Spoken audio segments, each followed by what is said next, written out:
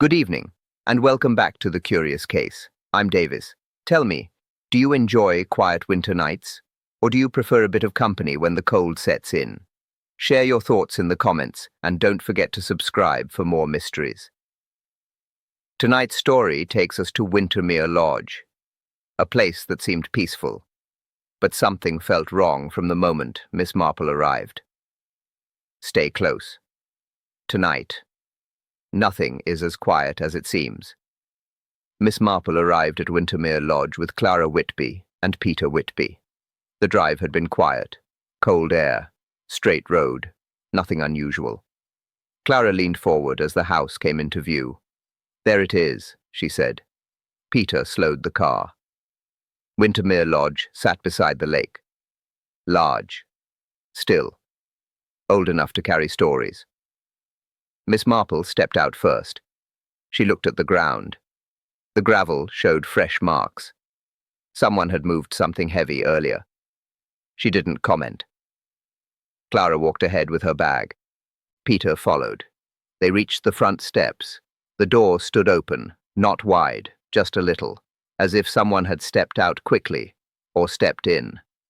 Miss Marple noticed the angle, not pushed by wind, pushed by a hand. She said nothing.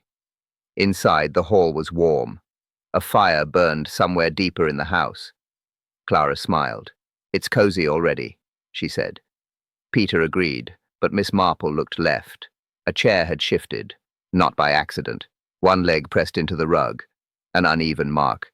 She touched the back of the chair. Warm, used recently. Too recently. Clara didn't see it. Peter didn't see it. They talked about dinner, about settling in. Miss Marple listened, but her eyes were elsewhere. She walked toward the large window near the staircase. It was open. Cold air slipped in. The curtain moved slightly. Not from a draft. From the gap. Peter frowned. "Strange," he said. He closed it. But Miss Marple placed her hand on the frame. Moisture. Fresh. Someone had opened it minutes ago, not hours. Clara admired the paintings on the wall. Old portraits, unfamiliar faces, heavy frames, dark colors. Miss Marple wasn't looking at them. She was looking up. Someone stood at the top of the staircase. A man, silent, motionless, watching them. Clara turned slightly. The man stepped back. Quick, too quick. By the time Clara looked up, the landing was empty. "Did someone just—" Clara began. Peter shook his head. "Probably a guest," he said. But Miss Marple studied the shadows. A guest would have greeted them. A guest wouldn't hide. Footsteps sounded above. Light. Careful. Not walking. Adjusting position. Miss Marple heard the pattern. Someone who didn't want to be noticed. Someone who already knew they had been. Clara moved toward the sitting room. Peter followed her. Miss Marple remained near the staircase. She looked up again. Still nothing. Still quiet. Too quiet. She touched the banister. Dust disturbed. A handprint smudged, fresh, large enough to belong to a man. She lowered her hand. Clara called from the sitting room. "Jane, are you coming? The fire is lovely." Miss Marple stepped back. "Yes, dear," she said, her voice calm, her mind alert. She walked slowly, measured steps. She was already taking notes. A moved chair, an open window, a man watching. None of it random. Something had shifted the moment they entered. Something subtle, something human. Miss Marple knew the feeling. It always meant the same thing. Someone in this house was waiting and watching. The first shift had already begun. Mr. Alden Gray stepped into the hall as soon as Clara and Peter reached the sitting room. He moved quickly, too quickly for a man trying to appear relaxed.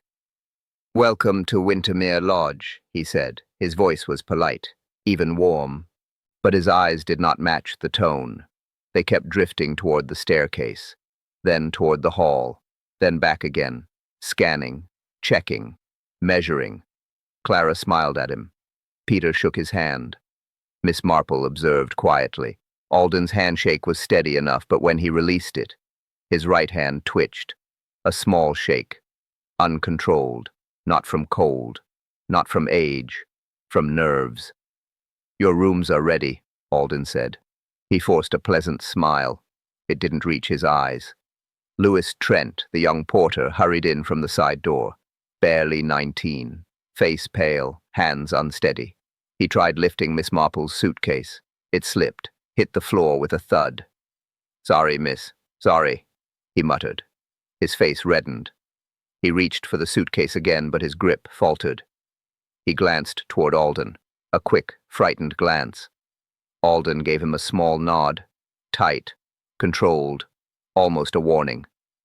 Lewis picked up the suitcase without another word. He headed toward the staircase, almost tripping on the first step. Miss Marple watched the boy's shoulders, tense, drawn up, stiff with fear. She had seen that posture before, in villages, in troubled households, always the same meaning. Someone inside the house carried a secret, and others carried the consequences. Anna Doyle entered next, the maid, mid-20s, dark hair tied back, hands clenched in her apron. She gave a quick curtsy, but she did not look at them. Her eyes stayed on the floor, then on the corner of the wall, then on the staircase. Anywhere except their faces. Clara tried to greet her. Anna nodded without speaking. Her lips pressed tightly together. Her steps small, controlled. She moved like someone afraid of being noticed. Miss Marple watched her carefully. Anna's apron was creased on one side, as if she'd been gripping it hard, very hard. Only someone under stress held fabric that way. Alden straightened his jacket. "We've been preparing for a busy week," he said. The sentence sounded rehearsed, practiced, safe. But his hand twitched again. His fingers curled, then uncurled. Clara noticed nothing. Peter noticed nothing. Miss Marple noticed everything. "Mr. Gray," she said gently, "is everything quite all right?" Alden froze, only for a moment, barely a breath. Then he smiled again, too quickly. "Yes, Miss Marple, quite all right. Just a few adjustments." Adjustments, a vague word, used often when the truth was uncomfortable or dangerous. Footsteps sounded upstairs, light ones, someone moving carefully. Alden stiffened. Lewis and Anna exchanged a brief glance, fearful, silent, instant. Miss Marple saw it. A silent message between staff, a message that said, "Not now, not here, don't speak." She folded her hands, calm, patient. She knew the pattern well. Staff fear meant hidden pressure. Hidden pressure meant hidden truth. Something troubled everyone here, deeply, and the trouble had started long before they arrived. Miss Marple watched the staircase again. Someone upstairs had paused mid-step and was listening. Miss Marple sat in the lounge with Clara and Peter. Tea had been served, warm cups, simple biscuits, a quiet moment. But Miss Marple knew these quiet moments often carried the most truth. Clara looked around the room. "It feels a little lonely," she said softly. Peter nodded. "Still charming, though." Miss Marple didn't answer. She watched Alden Gray moving between rooms, too alert, too careful, as if he expected something to happen at any moment. When he stepped away, Clara leaned closer. "Jane, did you know Wintermere Lodge was closed for years?" Miss Marple lifted an eyebrow. "No, dear. Do tell." Clara lowered her voice. "People say it shut down after a woman died here, Elaine Morton, about 4 years ago." Miss Marple's hands paused around her teacup. "Here?" "Yes. The upper balcony." Clara gestured toward the staircase. "Fell straight over the rail, late at night. They found her by the lake edge." Peter added quietly, "It was ruled an accident," but no one truly believed it. Miss Marple looked at both of them. "And why is that?" Clara hesitated. "You know how small places are. People talk." "What do they say?" Miss Marple asked. Peter cleared his throat.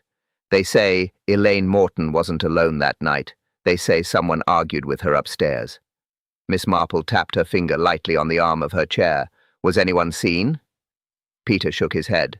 No, but someone must have been there. Locals insist they heard footsteps, voices, then a sharp cry. Clara leaned closer. And there was one more thing. Miss Marple waited. Clara continued. Her room key vanished. Never found. Hooks wiped clean on the board. Miss Marple nodded slowly. The pattern was familiar. Too familiar. A missing key, a fall, a whispered argument, all common threads in staged accidents. Clara lowered her voice even more. And after that, guests refused to stay. Staff left. Bookings stopped. Peter added, the village kept talking. Too much talk for Alden Gray's comfort. So he closed the lodge. Miss Marple looked toward the upper floor. Toward the long hallway. Toward the balcony where Elaine Morton had fallen. Her mind traced possibilities. Who had met Elaine? Who had argued? Who had locked the door behind her? Who had wiped the key hooks? All silent questions. Waiting. Clara spoke again. People still whisper it. She swallowed. Some say Elaine still walks the upper floor. Peter gave an uneasy laugh. Ghost stories, he said. But his tone was thin, not convincing. Miss Marple did not smile. Ghosts did not bother her. Human fear did. Because human fear always meant human cause.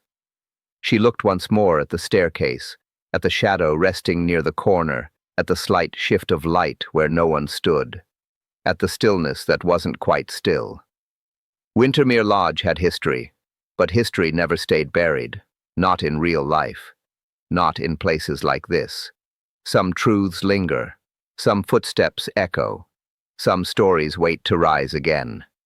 Miss Marple placed her teacup down gently. The past, she murmured, is rarely silent. And upstairs, a floorboard creaked. Slow, careful, as if someone heard their words. Dinner was served at 7. A simple meal, warm plates, quiet chairs. But the room carried a thin tension, the kind that waits for a spark. Miss Marple arrived with Clara and Peter. Alden Gray guided them to a long table. Several guests were already seated. Each one gave a brief look. Each look told a different story. Victor Hale sat closest to the fire. A sharp face, sharper eyes, and a tongue that seemed even sharper. He smirked when Clara greeted him. Not out of politeness, out of habit. A man who enjoyed reaction. Next sat Mrs. Fenwick, older, wrapped in a thick shawl, already complaining about the chairs, about the soup, about the draught that she insisted came from the ceiling. Alden assured her it didn't. She insisted it did. Miss Marple noted the rhythm. Complaints often revealed more than they hid. Judith Rowe sat beside her, a thin woman, ink-stained fingers, notebooks stacked beside her plate. She avoided eye contact. She stirred her soup twice, never tasted it. Her shoulders were tight, her breath short, a nervous writer or a nervous witness. At the far end sat Mark Ellison, quiet, withdrawn, eyes lowered, hands folded. He answered questions in one-word replies. He seemed to shrink when spoken to. Miss Marple watched him closely. Quiet people watch more than they speak, and watched people hide more than they show. The meal began. Small talk drifted around the table.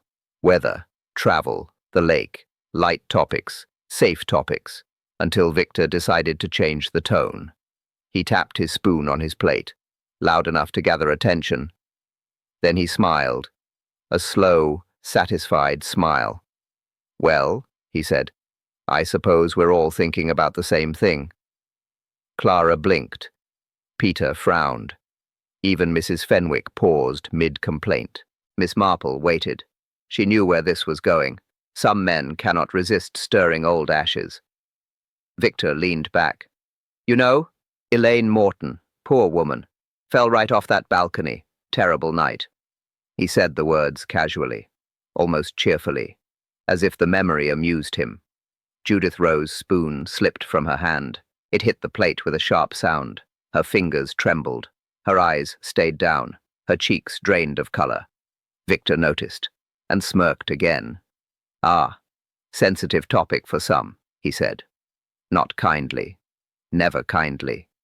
Mrs. Fenwick gasped. Mark Ellison went rigid. Alden Gray, standing near the sideboard, froze for a brief second, then forced himself to move again, too late to hide the reaction. Miss Marple watched every face, Judith shaking, Mark stiff, Alden pale, Victor satisfied. These reactions were not random. They were threads waiting to be drawn together. Clara whispered to Peter, "He shouldn't speak like that." Peter nodded. Quiet, uneasy. Miss Marple folded her napkin. Judith's hands trembled again, fear in the fingertips, fear tied to a memory, fear tied to Elaine Morton, fear tied to someone at this very table. Victor tapped the table again. Strange place, this lodge, strange stories. The air tightened. Light conversation ended. Every guest withdrew into themselves, into silence, into old thoughts. Miss Marple watched the shift. The first crack in the evening, the first reveal of buried tension. And as dessert was served, Judith dropped her fork. Her eyes flicked toward the staircase. Just once, just enough. Miss Marple noticed. She noticed everything. The first tension had settled, and it was not finished. The dining room had settled into an uneasy quiet. Guests finished their dessert slowly. Small clinks, small breaths. No real conversation. Victor Hale's earlier remark still hung in the air. Clara tried to lighten the mood. She commented on the pudding. Mrs. Fenwick disagreed, of course. Judith kept her eyes on her lap. Mark Ellison barely moved. Then it happened. A soft click, very soft. Barely a sound at first. Then the old radio in the corner flickered on. A warm glow, a brief hum, and then music. Slow, faint, a tune from another decade. Everyone froze, every head turned. No one had touched the radio. No one stood near it. Clara gasped. Peter straightened in his chair. Mrs. Fenwick clutched her shawl. Judith covered her mouth. Victor Hale looked amused. He smirked again. "Ah, Elaine Morton's taste in music," he said. Too casually, too loudly. Alden Gray rushed forward. "That radio hasn't worked for months," he said. His voice shook. His hands shook more. He reached for the dial, but the volume rose on its own, just a little, enough to make the moment worse. Judith whimpered. Mark looked at the floor. Clara stepped closer to Miss Marple, her voice small.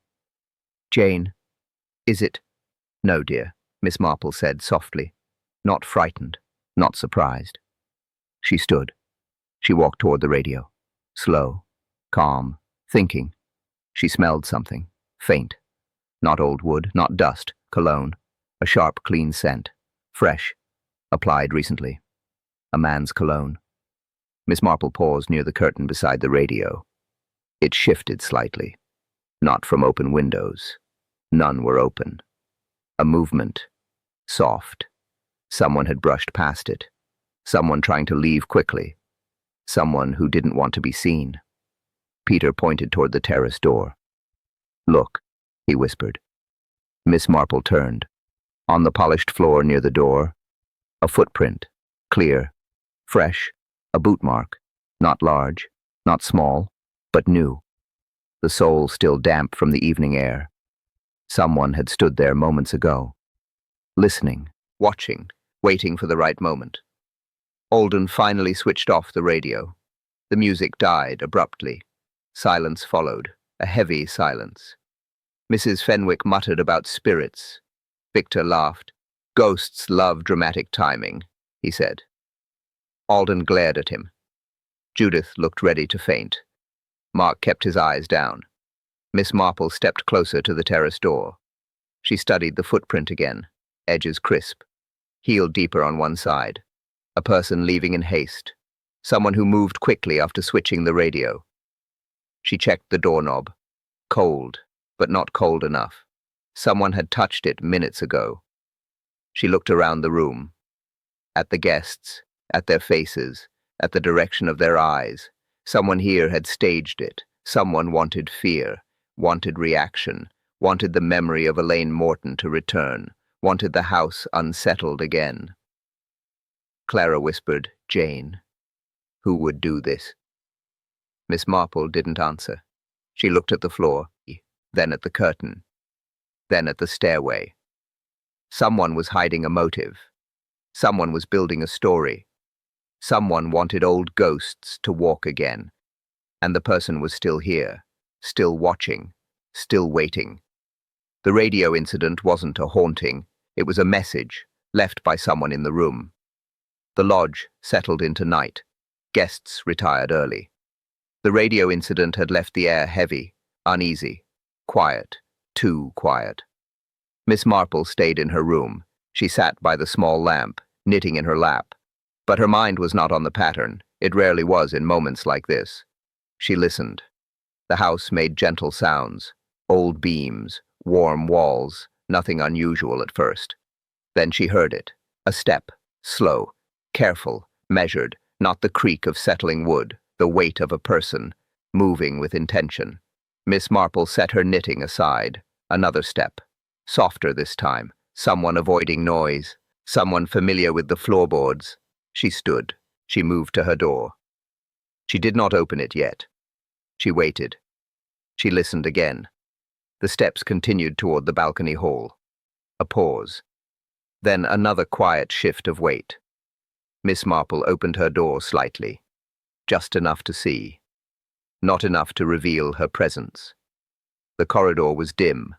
A narrow strip of light from a distant lamp. Shadows resting along the walls. And in the middle of that shadow, a figure. Tall. Still. Facing the balcony rail at the far end. Miss Marple observed silently. She did not call out. She did not move closer. She watched the figure's posture. Straight back, hands at sides, head slightly bent forward. Someone lost in thought, or waiting, or planning. The figure leaned over the rail slightly, looking down toward the ground below, toward the area where Elaine Morton had fallen, where Victor Hale had been found that morning. Miss Marple's mind connected pieces. Careful, calm, always logical. Someone revisiting the scene. Someone drawn back to it at night. Someone who needed to look again. Someone tied to both deaths. The figure did not move for several seconds. Only the faint flicker of hallway light touched the shoulder. Not enough to see the face, but enough to see shape. Enough to sense tension. Miss Marple stepped slightly back into her room. She didn't want the figure to detect her. Not yet. Observation first, questions later. Then the figure shifted. A quick, small movement. The head turned slightly, as if sensing something, as if feeling watched. Miss Marple held her breath. She stayed still. The figure paused, listening. Then it happened. A second movement, this time to the left. Not a turn toward her, a turn away, toward the other end of the balcony hall. A quiet step. Another. The figure moved deeper into the shadows, toward the window, toward the far rooms. Miss Marple leaned forward, trying to catch one more detail. But the figure dissolved into darkness. Gone from view. She stayed there. Very still, very patient. Her mind already working the pattern. Footsteps, balcony, night. The same path Elaine Morton took. The path Victor Hale mocked. The path tied to both deaths. Someone was retracing old steps. The same steps that led to tragedy. And as Miss Marple closed her door gently, she heard another soft sound. Another shift of weight. Another step. Not leaving, not retreating. Moving again. Deeper into the upper floor. The shadow had moved, and it was not done. Morning came slowly. A thin light entered the hall. The lodge felt colder than usual. Still, quiet. Too quiet for a house full of guests. Miss Marple left her room early. She always did. Old habits. Clear thinking.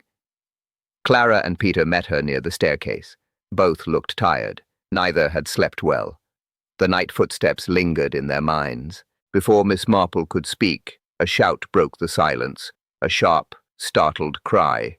Lewis Trent, the young porter. He stood near the terrace door, face white. Hands shaking. He pointed outside. Words stuck in his throat. Alden Gray rushed forward. "What is it?" he demanded. His voice cracked. Not enough sleep. Too much fear. Lewis swallowed. He lifted his hand again, pointed toward the ground below the balcony, a few yards away. Miss Marple stepped closer. Clara gasped. Peter froze. Victor Hale lay on the frosty earth, flat on his back, arms arranged at his sides, head turned neatly to one side, as if someone had placed him there, not dropped, not fallen. Alden covered his mouth. "It's a fall," he said quickly, too quickly. "Must have leaned over the balcony, must have slipped." Miss Marple did not answer. She walked toward the terrace slowly, calm, steady, observing. The frost around Victor was untouched. Not one scuff, not one break in the pattern, no marks from a body landing, no drag lines, nothing disturbed. Miss Marple knelt carefully near the edge of the terrace. She looked down again, then back at the frost. The layer was thin, fresh, uniform. It had settled during the night. A fall would have shattered it, broken it, crushed it, but it was perfect, smooth, unbroken. Clara whispered, "Jane, that's strange." Miss Marple nodded gently. "Very strange, dear." Peter stepped closer. "But if he fell—" "Yes," Miss Marple said. "He would have left a mark." She looked again at Victor's position. Too even, too straight.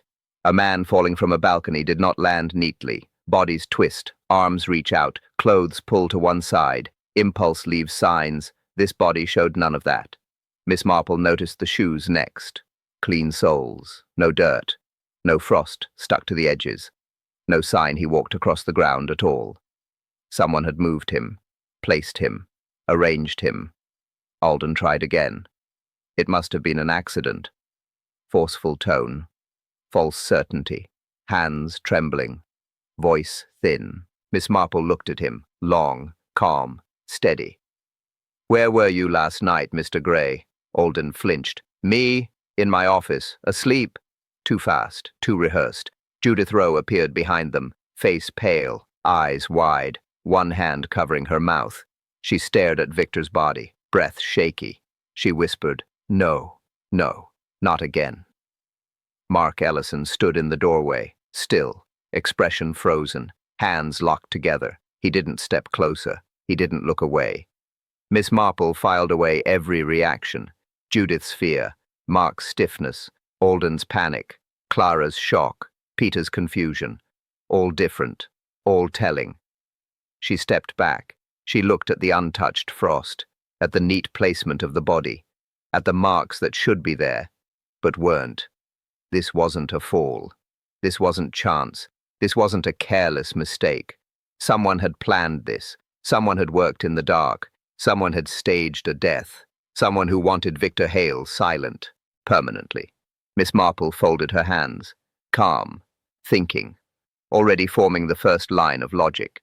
This, she said quietly, was no accident. And somewhere behind them, a door upstairs clicked shut. Miss Marple stepped back inside the lodge. The others followed slowly. Alden Gray walked ahead, trying to regain control. Judith stayed close to the wall. Mark Ellison kept his distance from everyone. Miss Marple moved toward the reception desk. A small wooden board hung behind it.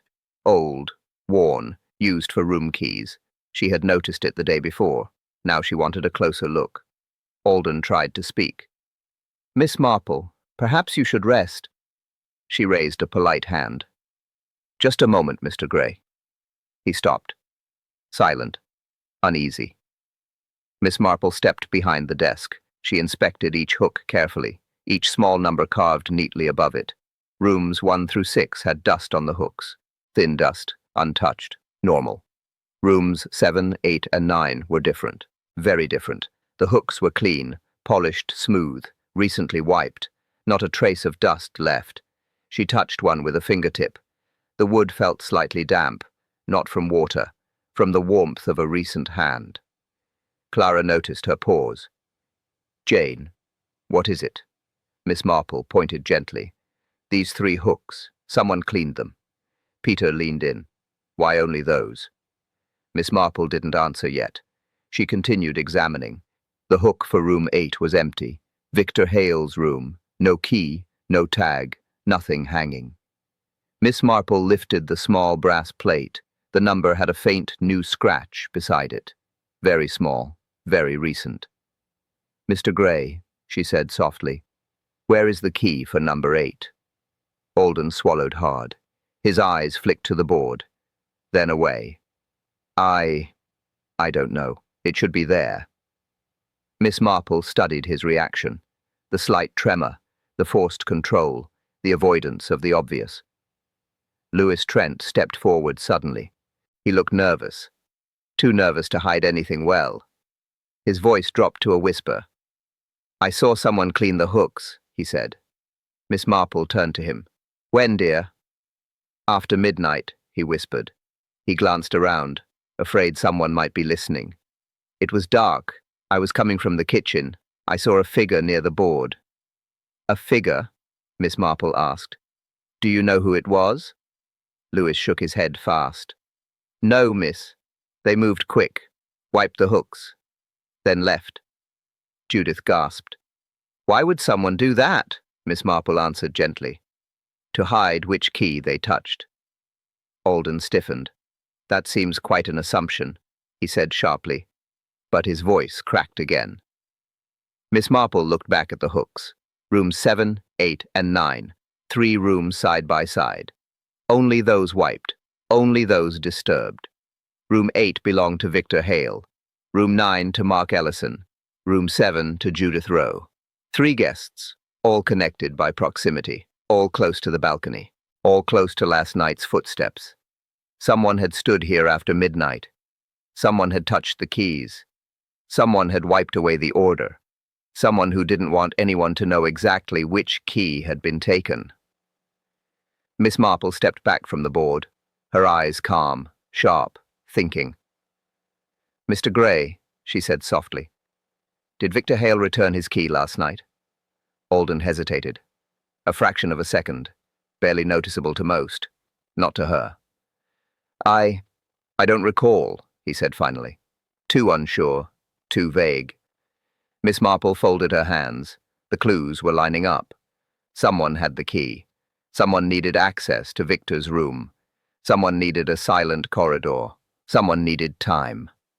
"Someone tried hiding their tracks," Miss Marple said quietly. And in the hall behind them, a floorboard creaked as if a listener slipped away. Miss Marple asked Alden for a quiet room. A small sitting room near the end of the hall was offered. Simple chairs, a small table. No distractions, perfect for questions. She began with Judith Rowe. Judith sat on the edge of her chair, hands twisting, breathing shallow. "Judith," Miss Marple said gently, "did you hear anything last night?" Judith hesitated, then nodded. "A few sounds, footsteps maybe." Miss Marple watched her face. The eyes told more truth than the words. Judith's eyes shifted toward the door, toward the stairs, toward the balcony hall. "You are frightened," Miss Marple said. Judith's breath caught. She didn't deny it. She only whispered, "Some things are not easy to forget." Miss Marple let her go. Judith almost ran from the room. Next came Mrs. Fenwick. She arrived with a dramatic sigh. She adjusted her shawl. She claimed to be exhausted. Miss Marple offered tea. Mrs. Fenwick refused, then complained about the tea tray not being warm enough. Miss Marple kept her tone soft. "Where were you last night, dear?" Mrs. Fenwick straightened. "In my room, of course. I never left it." Miss Marple tilted her head. "You are certain?" "Absolutely." But her hands betrayed her. She clutched the shawl tighter. Too tight. A habit of someone hiding something. "And yet," Miss Marple said, "your slippers show dust from the balcony corridor." Mrs. Fenwick froze. Her mouth opened, closed, opened again. What? Dust. Oh, I must have stepped out earlier. Miss Marple nodded politely, but she knew the truth. Mrs. Fenwick was lying, a small lie, but lies always had roots she would follow later. Mark Ellison came next, quiet, withdrawn, eyes down. He sat without speaking. Mark, Miss Marple said, did you hear or see anything? He shrugged slightly. I was in my room. All night? Yes. Miss Marple folded her hands. And yet you seem tired. Mark looked up sharply, just for a moment, a flash of fear. Then he looked down again. I don't sleep well, he said. Short answer. Quick retreat. Not convincing. Miss Marple noticed his cuff, a tiny smear of boot polish near the edge, fresh. Same shade she had seen on the balcony rail. She let him leave. There would be more questions later. Anna Doyle entered last. She held her apron neatly. Too controlled. Anna, Miss Marple said softly, you seem uneasy. Anna forced a smile. Me? No, miss. Just shocked about the tragedy. Miss Marple watched her eyes. No grief, just fear. Deep fear. Anna, dear, she said gently, did you hear anything unusual? Anna shook her head fast, too fast. No, miss, nothing. But her fingers twisted the apron, hard, a sign of someone hiding the true answer. A small silence followed. Anna looked toward the door, then toward the stairs, then toward the windows, eyes scanning for someone or something. Miss Marple finally asked, Anna, why do you keep looking toward the balcony? Anna's breath faltered. I heard people say things, that's all. What things, dear? Anna swallowed. Voices in the hall. She hesitated. Someone said a name. Miss Marple leaned in. What name? Anna whispered it, barely a sound. Elaine. The room fell still, Judith's tremble, Mrs. Fenwick's lie, Mark's polish stain, Anna's fear, all threads pulling toward the same past, the same balcony, the same unfinished story, Elaine Morton, again and again. Her name returning like a quiet knock on a closed door. Miss Marple stood slowly. She looked toward the hall, toward the shadows, toward the place where footsteps moved at night. Elaine's memory was awake, and someone in this house was trying to wake it further.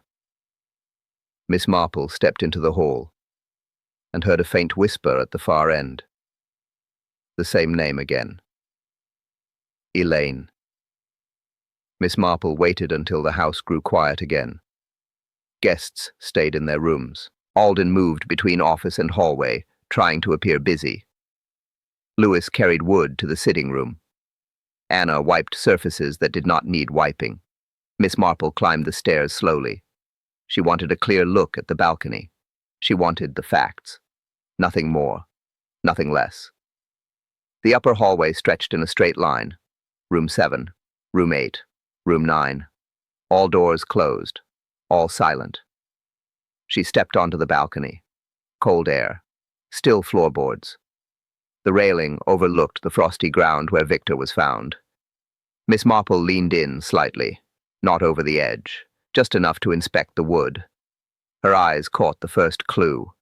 A brass coat button, small, dull, dropped recently. She picked it up carefully. The metal felt warm from the sun, but cold enough to show it had been missing from someone's clothing since last night. She looked at it closely. No special marking. Just an ordinary coat button, from a man's coat, or from a heavy winter jacket. She placed it in her pocket. Then she noticed the thread. Very thin, dark wool, caught in a tiny splinter on the rail. She touched it. It clung lightly to her fingertip. Black, or very deep navy. Belonged to someone wearing darker fabric. Miss Marple followed the railing toward Room 8's section. Her steps were light, her breathing slow, her focus sharp. Halfway across, she stopped. A faint smear, barely visible, boot polish, dark, fresh. Someone had scraped the side of their shoe while climbing or shifting position. The rail showed the exact angle. The person had moved sideways, not forward, not backward, sideways. Miss Marple bent down carefully. Near the jumble of rail posts, she saw it, a partial footprint. Not full, just the front half, as if someone had stepped lightly, trying not to leave evidence. But pressure always leaves something. She studied the shape, small enough to belong to either Mark Ellison or Judith Rowe, but heavy enough to suggest a man's weight, someone trying to move without sound, someone confident. She stepped a bit farther along the balcony. She stopped beside the space between room 8 and room 9. The wood told the story. Slight discoloration from pressure, 2 small scrapes on the rail, the faintest dent on the balcony floor where a shoe had landed. Someone crossed from room 8 to room 9, not last week, not yesterday afternoon, last night, quietly, carefully. Miss Marple looked at both doors. Room 8, Victor's room. Room 9, Mark's room. 2 rooms, 1 path, 1 murderer moving between them. She leaned closer to room 9's door. No light underneath, no sound inside, but she sensed presence. Not fear, not guilt. Something heavier. She straightened. She looked over the railing again. Victor Hale's body position replayed in her mind. Neat. Arranged. A deliberate act. Someone moved between rooms. Someone planned every step. Someone tried to erase the marks. But marks always remain for those who know where to look. Miss Marple turned toward the stairs, her expression calm. Her thoughts not calm at all. Someone in this house had crossed the balcony to commit a crime. Someone had returned to room 9. Someone had wiped the key hooks. Someone who knew the hall well. She stepped into the corridor. The floor creaked beneath her foot. Another creak came from the far end in answer. Not the house, a person. Listening, watching. Miss Marple did not turn. She walked slowly, steady, certain. Behind her, the air shifted. Light footsteps retreated. Someone had been close, very close. Someone had crossed balconies, and they were still nearby. Alden Gray found Miss Marple in the small sitting room. He stood in the doorway for a moment, silent, pale, breathing unevenly. "Miss Marple," he said softly, "may I speak with you?" She nodded. He closed the door behind him. His hands trembled again. He tried to hide it. He failed. Alden sat across from her. Not comfortably, not confidently. He sat like a man carrying something heavy, something old. Miss Marple folded her hands. She waited. No pressure, no rush, just quiet. Quiet always helps truth rise. Alden exhaled shakily. "I knew this day would come," he said, his voice cracked. Not from fear, from guilt. Miss Marple watched him closely. "You have been uneasy since we arrived," she said gently, "and not just because of Victor Hale." Alden looked down. His fingers dug into the arm of the chair. Miss Marple had seen that grip before. A confession grip, someone bracing themselves. "I should have told the truth years ago," he whispered. "But I didn't. I was afraid." "Afraid of what?" Miss Marple asked, her tone soft, inviting honesty. Alden swallowed. "Afraid of what it would make this place become. Afraid of what people would say. Afraid of facing what I saw." Miss Marple didn't blink. "And what did you see, Mr. Gray?" He closed his eyes, a muscle tensed in his jaw. "Elaine Morton," he said quietly. "She didn't fall." The room grew still. Even the air paused. Alden continued. "I saw her on the balcony that night. She wasn't alone. Someone was with her, someone arguing with her." Miss Marple remained silent. Words often distract. Silence reveals. Alden breathed out. They struggled, not violently, but enough. She lost her balance. She hung onto the rail. She begged him to help her. His voice broke. He didn't. Miss Marple's eyes softened. "And you?" Alden lowered his head. "I froze. I should have shouted. I should have run. I should have done something, anything. But I stood there like a coward." He wiped his face with a shaking hand. "She fell because he let her go, and I let her fall because I didn't move. Miss Marple watched him. Pain, regret, a man punishing himself for years. "Why did you say nothing?" she asked. Alden shook his head miserably. "He threatened me, told me to keep quiet, told me no one would believe me. And I believed him. I told the police it was an accident, and then I closed the lodge." He looked at her with red, tired eyes. "I know what you must think," Miss Marple spoke gently. "That you regret, Mr. Gray, nothing more." Alden nodded weakly. "But I need you to understand one thing." He leaned closer. "I did not kill Victor Hale." Miss Marple studied his expression. The fear was real. The guilt was real. But the guilt belonged to the past, not the present. "And someone else," Alden whispered, "knew exactly what happened that night. Someone who came back for Victor." Miss Marple felt the room shift. Truth opening like a door. A new path forming. Alden's voice lowered to a trembling whisper. He wasn't the only one who knew Elaine's secret. Someone else finished what began 4 years ago. He looked toward the hallway, as if expecting someone to appear, or listening for footsteps. Miss Marple followed his gaze.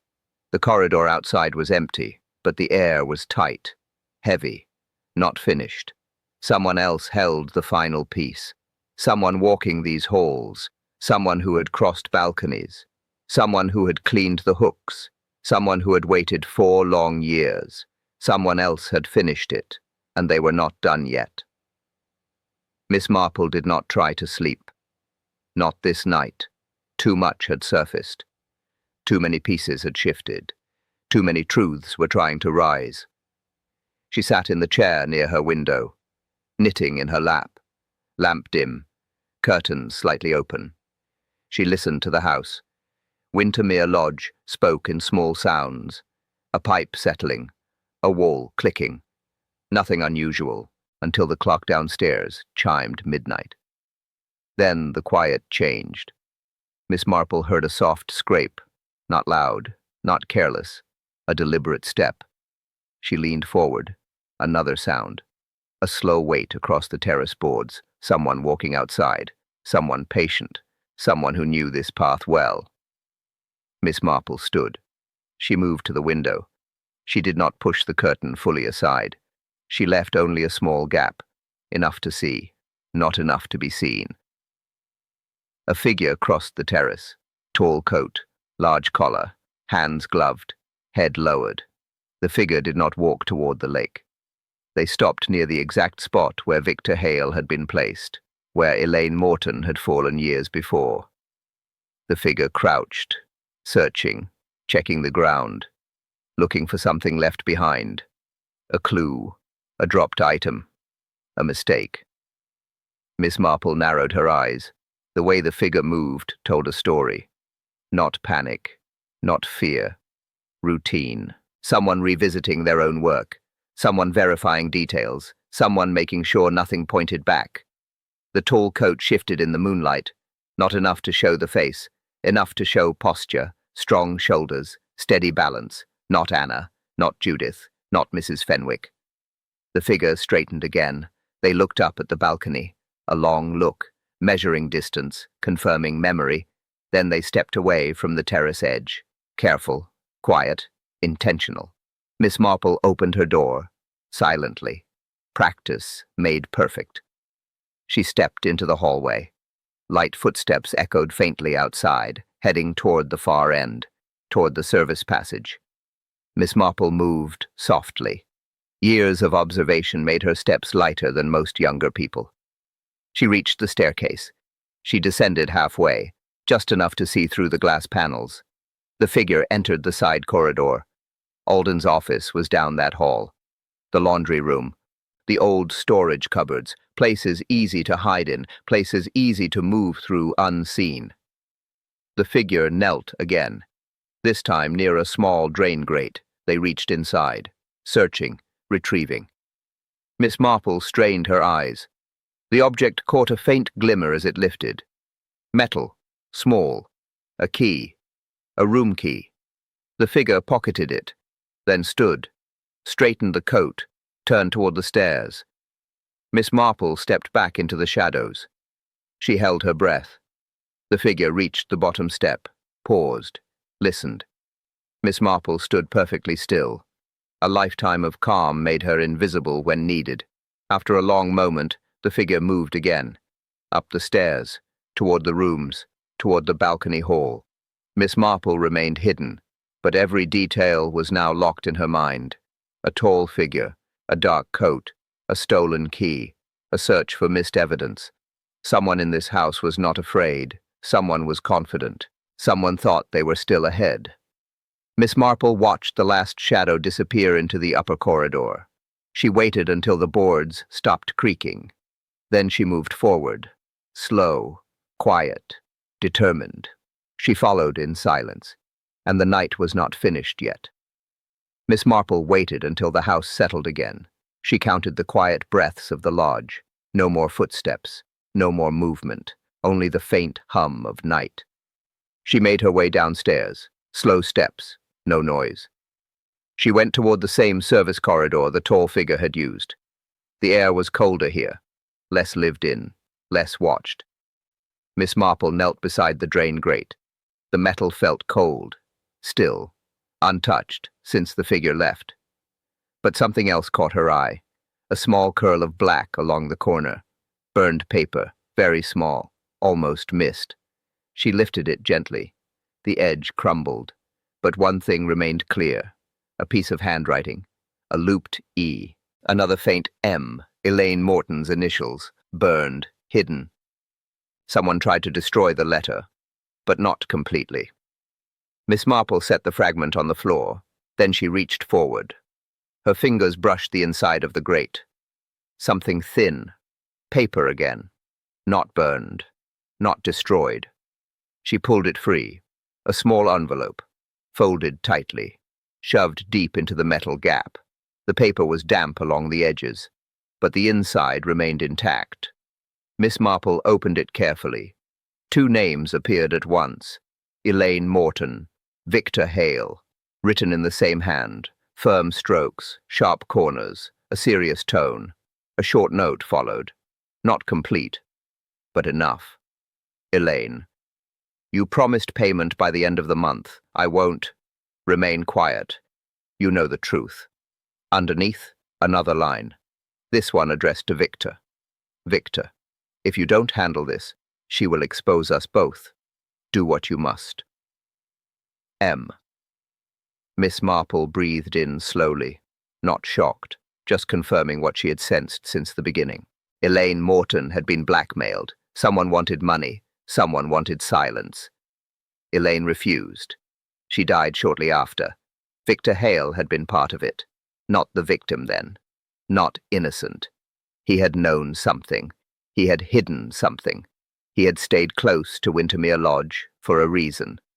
Miss Marple examined another piece tucked behind the first. A torn corner, more handwriting. Meet me on the balcony after dark. No name signed. No need. She stood slowly, her knees steady, her hands steady, her mind sharper than ever. 2 people tied together. Elaine Morton, Victor Hale, blackmail joining them like a thread running through years. Alden Gray was not part of this. He saw the struggle. He froze. He suffered. But he was not the one who arranged meetings. Not the one who demanded money. Not the one who wrote threats. The tall figure from the terrace made sense now. They were searching the ground for something they had lost, something important. Perhaps another part of the letter. Perhaps a name. Perhaps proof. Miss Marple held the envelope. The burned pieces, the half-threat, the promise of payment, the balcony meeting. Victor Hale had returned to Windermere Lodge, not to rest, not for holiday. He came to manage a secret connected to Elaine, a secret someone else refused to let stay buried. Victor knew too much, and someone decided it was time to silence him. Miss Marple closed the envelope. She looked toward the stairs. She felt the house listening, waiting, holding its breath. Someone upstairs knew she had found the truth. and would not let her leave quietly. Everyone gathered in the front lounge. The curtains were half drawn, chairs pulled into a loose circle. Alden stood near the doorway. Clara and Peter stayed close to Miss Marple. Mrs. Fenwick clutched her shawl. Mark Ellison kept to the back wall. Judith Rowe sat alone, hands in her lap, eyes lowered. Miss Marple remained standing, calm, quiet, ready. "Thank you for coming," she began, her tone steady. No accusation, just truth. "There has been no ghost in Wintermere Lodge," she said. The ghost was staged. Everyone shifted. Small movements. Miss Marple continued. The radio turning on, the curtains, the footsteps, all created by a person moving through the halls. A person who knows these corridors well. A person who wanted fear. Fear keeps people from asking questions. Mark swallowed. Anna looked down. Miss Marple turned toward the keyboard. "Keys were switched," she said. "Someone wiped the hooks after midnight. Rooms 7, 8, and 9. Not to clean them, but to hide which key they used." Lewis Trent looked startled but nodded faintly. He remembered the shadow in the hall. "And on the balcony," Miss Marple said softly, "the truth was clearer than anywhere else. A button, a thread, a smear of polish, and a partial footprint, all leading from room 8 to room 9. Mrs. Fenwick gasped. Clara covered her mouth. "Someone crossed the balconies," Miss Marple said. "Someone who wanted access to Victor Hale. Someone who knew the height, the boards, the gaps. Someone who practiced it before." Miss Marple lifted the envelope she found. Burned edges, creased paper. "This," she said, "reveals the motive." She placed it on the table. Everyone leaned forward. Judith did not move. "This letter ties two names," Miss Marple said. "Elaine Morton and Victor Hale." Whispers rippled around the room. A blackmail note, a threat, a demand for silence, and a promise of payment. Miss Marple looked at each person, one by one, until her eyes rested on Judith Rowe. "Elaine Morton did not fall," Miss Marple said. "She was let go, and Victor Hale was part of the secret that followed." Judith's fingers tightened, barely visible, but Miss Marple saw it. "Judith Rowe," Miss Marple said quietly, "Elaine Morton was your cousin." The room froze. No one breathed. Judith did not lift her head. Not yet. "You came here under the name Rowe," Miss Marple continued, "but your real connection is to the Mortons. You knew what happened 4 years ago. You knew Victor Hale was one of the men who pressured Elaine. You returned to Wintermere Lodge for one reason." She stepped closer. Soft footsteps. Soft tone. Hard truth. To finish what Elaine could not. Judith raised her head slowly. Her eyes were wet, but not from fear. From something older, deeper. Pain held too long. Miss Marple's voice stayed gentle. "You cleaned the key hooks. You took Victor's key. You crossed the balconies. You staged the ghost to keep others frightened. And last night, you met him on the terrace, just as Elaine was told to do." Judith trembled, her lips pressed tight. No words, only struggle. "Judith, dear," Miss Marple said softly, "you wanted justice, but revenge never heals what was lost." Judith stood abruptly. The chair scraped. Everyone stared. Her voice cracked. He let her fall. He watched her die. He left her there alone. Tears fell, not loud, just quiet grief. "But I," Judith whispered, "did not kill him for myself. I did it for her." Miss Marple stepped forward. Clara gasped. Alden covered his mouth. Judith backed away, step by step, toward the hall, toward the stairs.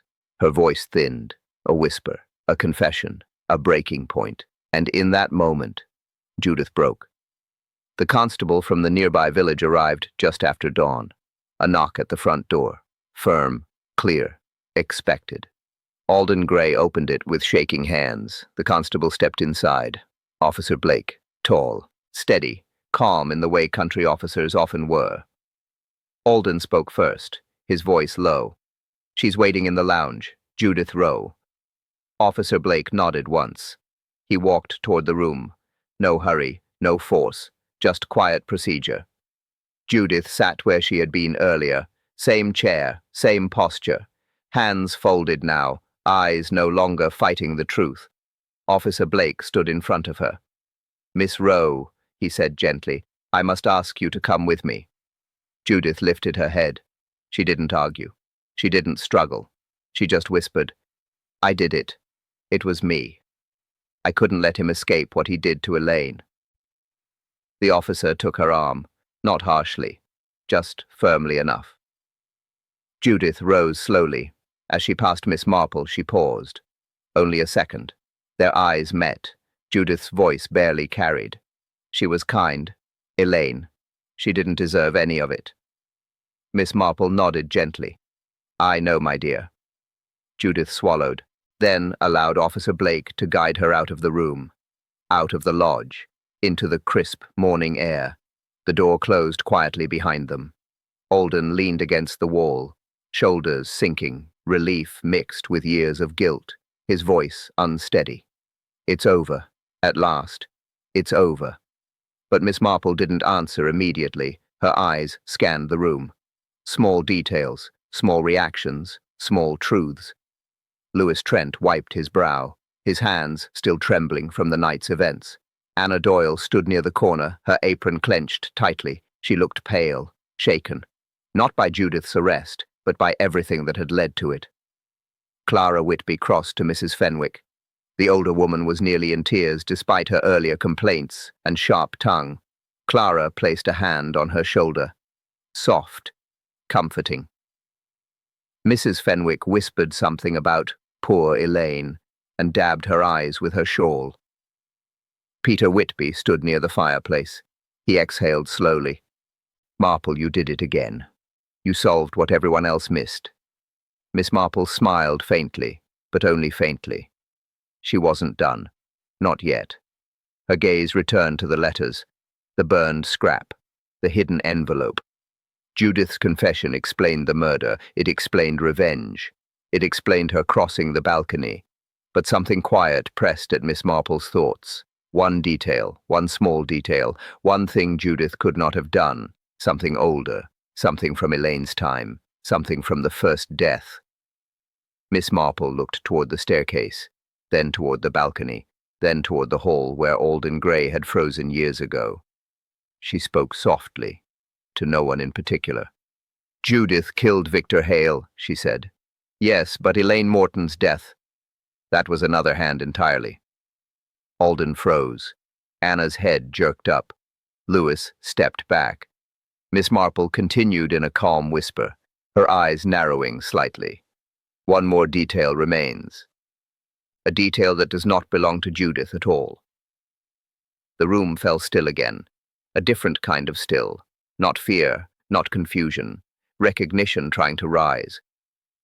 Miss Marple stepped closer to the balcony stairs, her voice soft, measured, certain, because she saw one more detail, and it belonged to someone still standing in this room. The lodge grew quiet again, not the fearful quiet of the night before. A softer quiet, a tired quiet. Guests moved slowly through the halls, some whispering, some resting, some simply trying to understand all that had happened. Alden Gray stood straighter now, still burdened, but breathing easier. Anna and Louis worked with gentler steps. Clara helped Mrs. Fenwick pack her things. Mark Ellison stayed near the window, silent but calmer than before. Miss Marple sat in the lounge chair closest to the fire, hands folded lightly, eyes warm, voice soft. "Truth hides, but waits," she said. "Sometimes for days, sometimes for years, but it always finds its way back." Clara nodded. Peter breathed out. Even Alden closed his eyes in quiet agreement. But on the small table beside Miss Marple, one envelope still lay untouched, unopened, unclaimed, and someone would have to face it. Thank you for joining us tonight, dear listeners. I'm Davis, and it's always a pleasure to have you here at The Curious Case. Tell me, what clue did you notice first? And where are you listening from this evening? Share your thoughts below. I love reading every comment. Join us again tomorrow for another quiet mystery waiting to unfold. Something new begins tomorrow, and you won't want to miss it. Tomorrow, another kettle will boil. A simple promise. A gentle reminder that every night holds a new mystery, waiting quietly for curious minds. Thank you for listening, and until we gather again, may your evening stay warm and your curiosity stay bright.